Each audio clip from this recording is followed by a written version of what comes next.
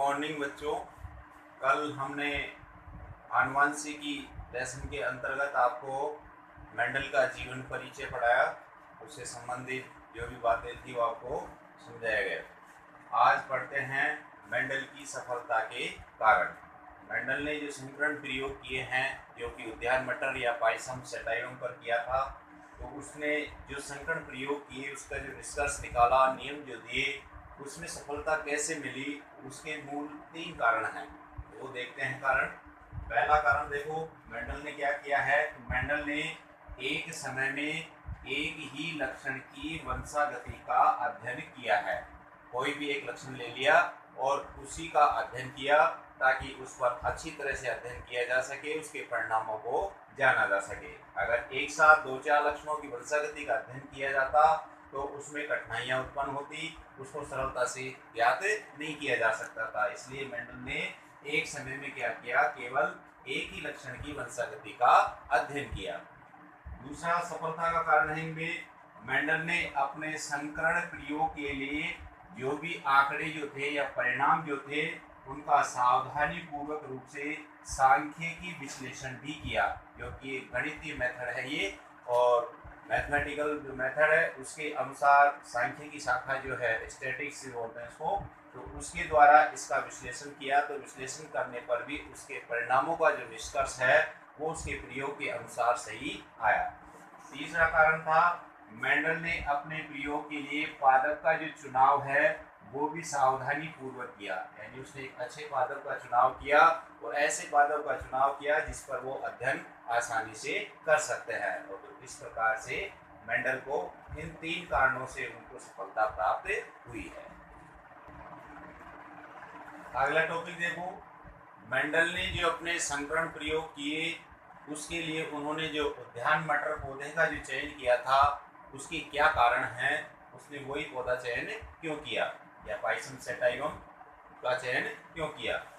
उसके प्रमुख कारण देखो, पहला कारण है 1 वर्षीय पादप है। ये मटर का जो पौधा लिया इसने वो कैसा था, 1 वर्षीय, यानी उसका जीवन काल 1 वर्ष का ही था और 1 वर्षीय होने के कारण कम समय के अंदर अनेक पीढ़ियों का अध्ययन किया जाना संभव था, क्योंकि इसका जीवन काल कम था और जीवन काल कम होने से इसकी संतति जल्दी बन जाएगी 1 साल के अंदर ही, और उसी के अंदर उसके परिणामों का पता लग जाएगा। अन्यथा बहुवर्षीय पौधा यदि लेते हैं तो उसके परिणाम कई वर्षों तक आते हैं, तो कई वर्षों तक उसका इंतजार करना पड़ता है। इसलिए मेंडल ने 1 वर्षीय पादप का चयन किया जो कि मटर के अंदर ये गुण था।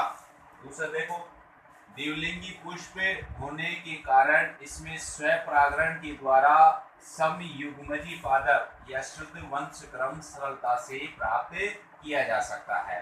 क्या कह रहे हैं, द्विलिंगी पुष्प। द्विलिंगी पुष्प का मतलब ऐसे पुष्प से है जिसमें नर तथा मादा दोनों जनांग एक ही पुष्प के अंदर हो, या स्त्रीकेसर पुंकेसर जो है पुष्प के अंदर जो होता है, स्त्रीकेसर मादा जनांग है और पुंकेसर उसका नर जनांग है। यदि दोनों ही जनांग एक ही पुष्प के अंदर यदि है तो वो द्विलिंगी पुष्प कहलाएगा, और जो कि मटर के अंदर ये द्विलिंगी पुष्प ही पाए जाते हैं। तो इसमें द्विलिंगी पुष्प होने के कारण स्वपरागण आसानी से किया जा सकता है। स्वपरागण का मतलब एक ही पुष्प के ऊपर जो इसके परागकण जो होते हैं पुंकेसर से निकलकर स्त्रीकेसर के वर्तिकाग्र भाग तक पहुंचते हैं, वो स्वपरागण कहलाता है। तो ये स्वपरागण का मतलब स्वयं के अंदर ही परागण हो रहा है, एक ही पौधे पर हो जाएगा। तो वो क्यों संभव है, क्योंकि यहाँ पर द्विलिंगी पुष्प है, दोनों जनांग एक ही पौधे में है। तो इस प्रकार से स्वपरागण के द्वारा समयुग्मजी पादप सरलता से प्राप्त कर सकते हैं। समयुग्मजी का मतलब जिसमें जीन समान हो वो समयुग्मजी कहलाएगा। और यहाँ पर द्विलिंगी पुष्प है तो दोनों जनांग एक ही पौधे में है, तो जीन एक ही पौधे के अंदर उसके अंदर आएंगे, तो जैसा पहले था वैसा का वैसा ही आपको समयुग्मजी जीव जो है या पादप जो है वो प्राप्त होगा, या शुद्ध वंशक्रम भी कह सकते हैं इसको, क्योंकि समयुग्मजी है, जीन समान है, समान जहाँ जाते हैं वो शुद्ध रूप होता है इसका। इस प्रकार से कह सकते हैं कि द्विलिंगी पुष्प होने के कारण स्वपरागण के द्वारा समयुग्मजी पादप या शुद्ध वंशक्रम सरलता से प्राप्त किया जा सकता है। तो ये गुण भी मटर के पौधे के अंदर था, इसलिए चयन किया। तीसरा देखो, विपुंसन विधि या इमैस्कुलेशन विधि के द्वारा कृत्रिम परपरागण भी इसमें आसानी से किया जा सकता है।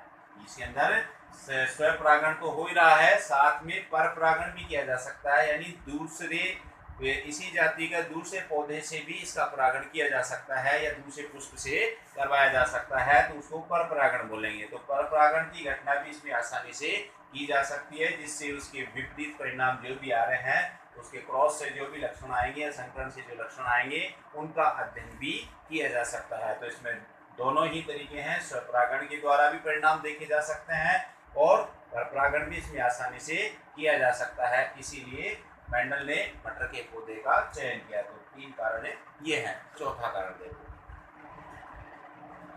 मटर के पौधे में विभिन्न विपर्यासी लक्षणों के जोड़े भी पाए जाते हैं। जो उद्यान मटर इन्होंने चयन किया उसमें विभिन्न विपर्यासी लक्षण, विपर्यासी मतलब अनेक प्रकार के लक्षण उसमें मिले हैं। जो अनेक जोड़ों में है, जो 2 प्रकार के लक्षण हैं, ये प्रभावी लक्षण और अप्रभावी लक्षण। प्रभावी लक्षण ऐसे लक्षणों को बोलते हैं जो जनक से संतति में पहली पीढ़ी के अंदर प्रकट हो जाते हैं, उन लक्षणों को प्रभावी लक्षण कहते हैं। और जो लक्षण पीढ़ी दर पीढ़ी अगर चलते हैं तो उसमें F1 पीढ़ी में जो लक्षण प्रकट नहीं होते हैं उनको अप्रभावी लक्षण कहते हैं। तो इस प्रकार से मटर के अंदर अनेक प्रकार के विपर्यासी लक्षण मिले, जिनमें से मेंडल ने 32 जोड़ी लक्षणों का अध्ययन किया। उनमें से 7 जो हैं ये विपर्यासी लक्षण आपको बताए गए हैं। तो ये एक ही लक्षण के ये विपर्यासी लक्षण हो गए इस प्रकार से, जैसे प्रभावी और अप्रभावी, इसको विपर्यासी बोलेंगे।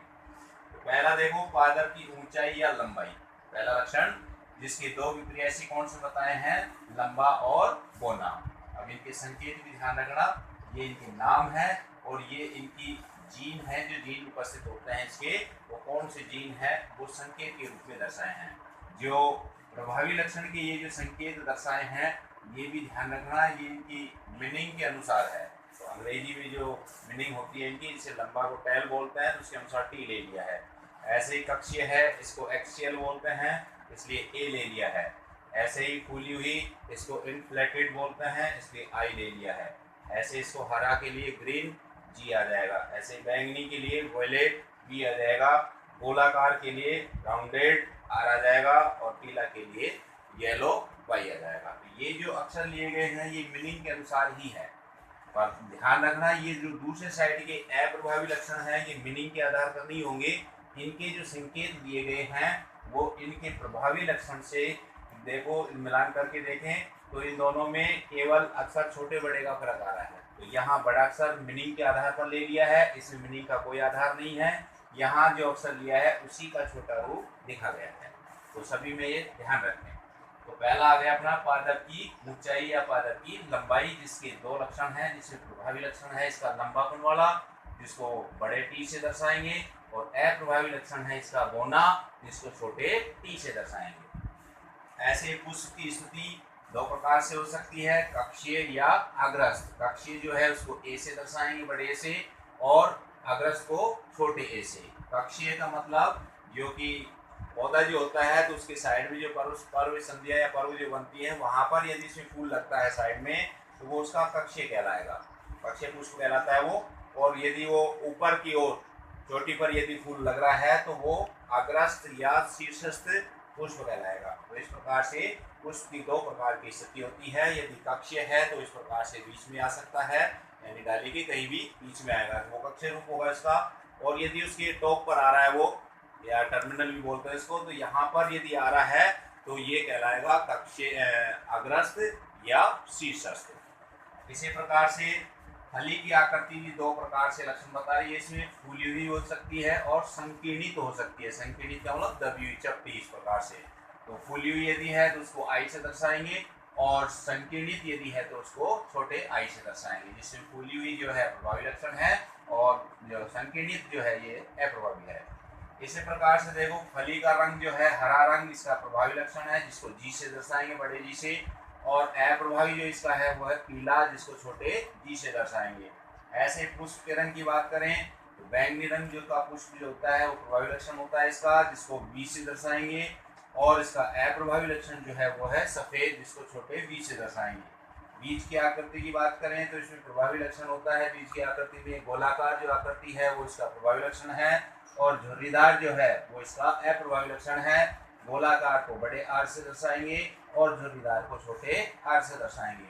इसी प्रकार से बीज का जो रंग है ये भी दो प्रकार से है, जिसमें प्रभावी जो है पीला, जिसको बड़े वाई से दर्शाएंगे, और अप्रभावी जो है हरा, जिसको छोटे वाई से दर्शाएंगे। तो इस प्रकार से मेंडल ने 7 जोड़ी विप्यासी लक्षणों की एक सारणी बताई है।